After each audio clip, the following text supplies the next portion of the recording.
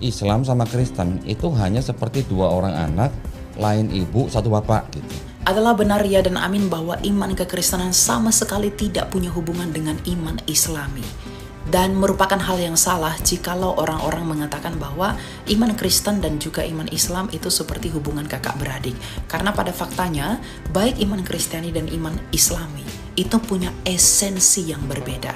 Dan sekarang mari kita bahas dari perspektif kekristenan. Mengapa hal ini berbeda dan kita sama sekali tidak punya hubungan apapun dengan iman teman-teman Muslim. KTP. Nah, berarti pada saat itu Kodoni pindahnya itu setelah dapat KTP? Bukan setelah dapat KTP, udah tua baru pindah. Oh, udah tua baru pindah. Berapa tahun? Berapa tahun di Kristen? Nggak lama sih, cuma 44 tahun. 44 tahun Kristen? Itu lama banget tuh. Serius? Barulah, belum 100 tahun. Kan umur manusia sampai berapa? Oke. Terus gimana ceritanya tuh? 44 tahun Kristen tiba-tiba pindah sekarang ke Islam itu berapa tahun Islam? Maksudnya sekarang sedang menjalani yang ke-10. Oh, yang ke-10. Kenapa? Gimana ceritanya? Kita penasaran. Ceritanya memang sebenarnya biasa aja lah. Oh, nggak ada yang heboh-heboh, nggak ada yang mimpi-mimpi, nggak ada. Gimana? Cuman waktu itu pandangan saya ketika saya mempelajari ulang kitab saya, di dalam kitab saya ternyata banyak hal-hal yang janggal gitulah. Tunggu, sorry. Membaca ulang Alkitab pas itu. Iya. Terus? Membaca ulang atau mempelajari ulang. Buat saya pribadi, waktu itu saya memandang kitab saya waktu itu sudah tidak bisa dibilang atau disebut sebagai kitab suci. Oke. Itu yang membuat saya akhirnya, oke, setelah ini saya baru cari yang lain. Nah, karena kita semua warga negara dilindungi haknya kan kita boleh milih yang mana aja. Betul. Tetapi karena kita dari kecil sudah Kristen tidak jauh dari Islam. Kenapa? Kecil, ya Pak Pendeta ya, saya dulu kecil mikirnya cuma gini. Karena saya juga tumbuh besar di lingkungan yang orang-orang Islam, saya cuma mikirnya Islam sama Kristen itu hanya seperti dua orang anak, lain ibu, satu bapak gitu. Oke. Ya, karena kalau kita baca perjanjian lama kan, ya, ada Abraham, ada Ismail, ada Ishak, ya kan? Ibunya yang Ismail dari Hagar, yang Ishak dari Sarah. Dari sini saya waktu kecil cuma mandangnya, oh orang-orang Islam itu yang dari Ismail, orang Kristen itu yang dari Ishak. Tapi bapaknya satu, Abraham. Ya. Dulu saya berpikir begitu, gitu. Tapi ternyata setelah kita pelajarin asal usul dari perjanjian lama itu, kemudian asal usul dari perjanjian baru, kemudian macam-macam lah ya, kapan disusunnya, siapa yang menulis, terus ini sebenarnya milik siapa dan sebagainya. Saya akhirnya bisa ngambil kesimpulan, oh, oke, kalau begini agama saya pada waktu itu saya menganggap bahwa kitab saya tidak bisa dikatakan sebagai kitab suci. Oke.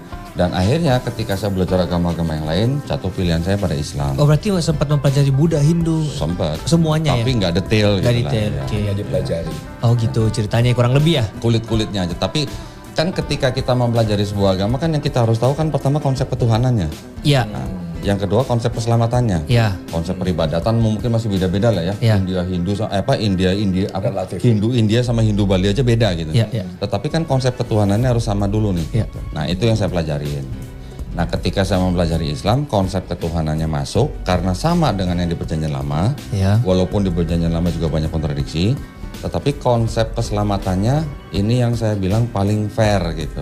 Ya, tidak harus ada yang mati di atas kayu salib gitu. Waktu itu saya berpikir gitu. Iya, iya. Ya udah akhirnya saya memutuskan untuk memeluk Islam.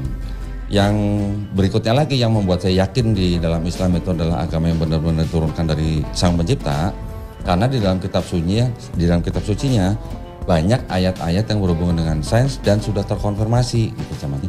Karena saya juga tumbuh besar di lingkungan yang orang-orang Islam, saya cuma mikirnya Islam sama Kristen itu hanya seperti dua orang anak, lain ibu, satu bapak gitu. Oke. Ketika ada gosip dari orang Yahudi bahwa Bunda Maria itu berbuat apa? Zina dengan Yosef, si tukang kayu. Nabi pusing, ini bagaimana mengkanter gosip ini? Turun satu surat di Quran, satu seri, namanya surat Maryam. Isinya apa? Merehabilisir nama baik Maryam. Wadhkur fil kitabi Maryam idin tabadat min ahliha makanan syarqiyya. Sampaikan Muhammad kepada masyarakat bahwa Maryam itu perempuan suci, jauh dari perbuatan keji. Siarkan ini, sebarkan bacaan ini.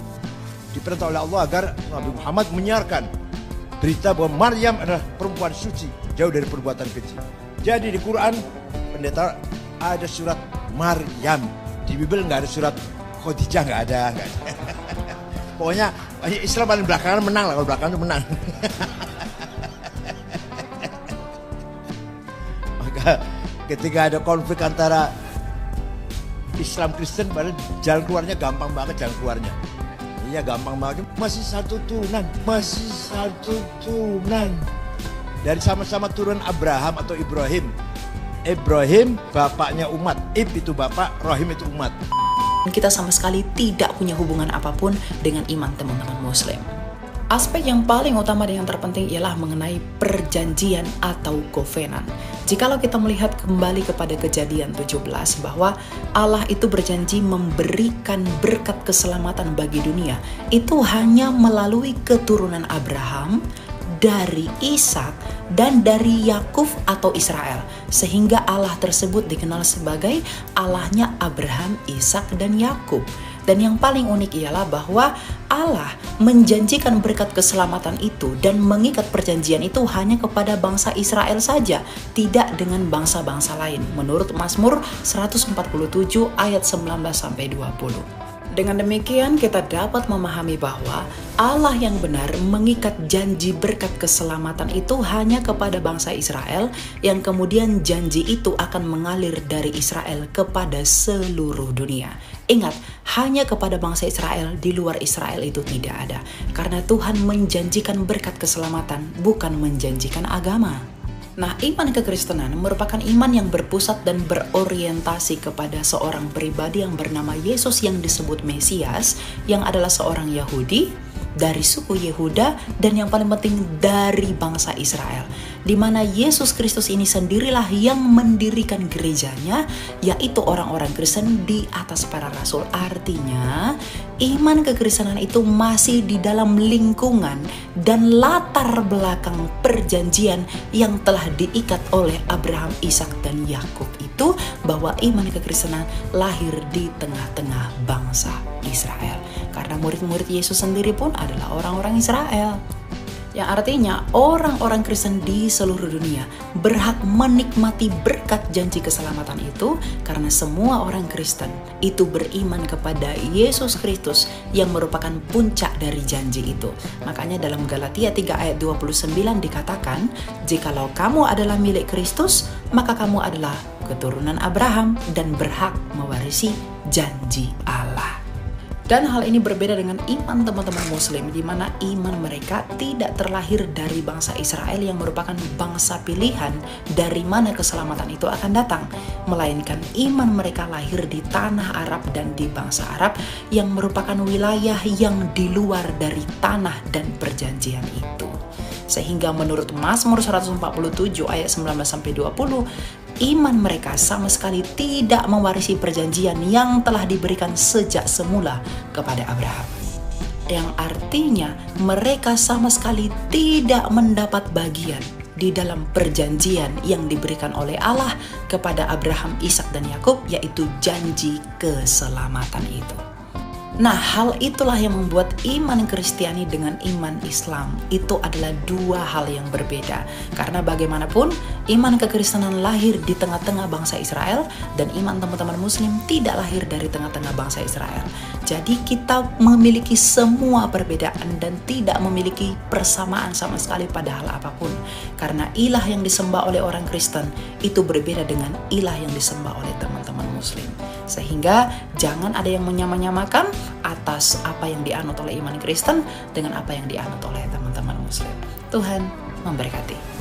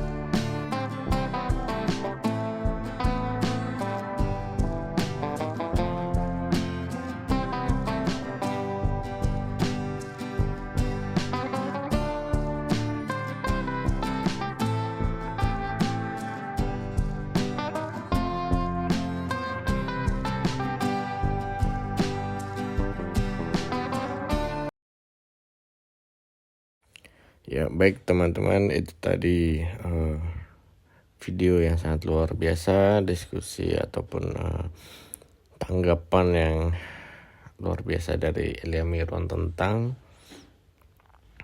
pernyataan Dondi Tan yang dibagikan di sebuah podcast. Di situ Dondi Tan menyatakan bahwa Islam dan Kristen itu seperti kakak adik, yang artinya kaitannya sangat dekat. Dan ya memang itu yang dia pikirkan karena dia dulu adalah seorang Kristen yang sekarang sudah menjadi orang Muslim, dan dia menganggap bahwa Kristen dan Islam itu sangat dekat dan memiliki hubungan yang dekat. Tapi melalui komentar Elia Miron, dia kurang setuju dengan itu karena memang apa yang kita percayai sangat berbeda, prinsip keselamatan kita sangat berbeda, dan itu menyangkal apa yang dikatakan oleh Dondi Tan bahwa Kristen dan Islam itu sangat dekat. Dan di podcast itu Dondi Tan terlihat seperti karena dia sudah menjadi orang Muslim, dia seperti menjelek-jelekan agama sebelumnya.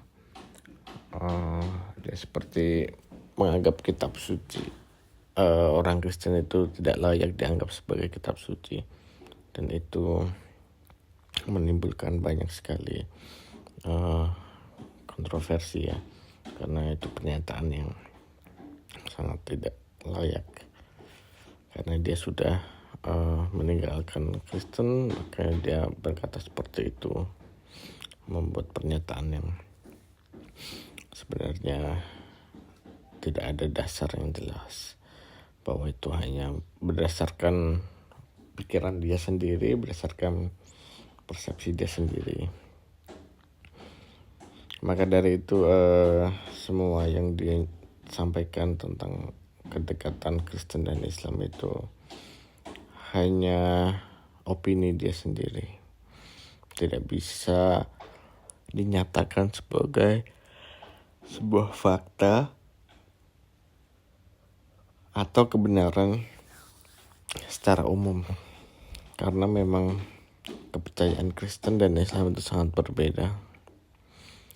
Kita memiliki, mungkin ada cerita-cerita yang dekat yang juga ada di Alkitab dan di Al-Quran, tapi itu hanya sebatas konteks lokasi ya, karena lokasi yang mungkin berdekatan dan juga orang-orang yang sama ada di dalam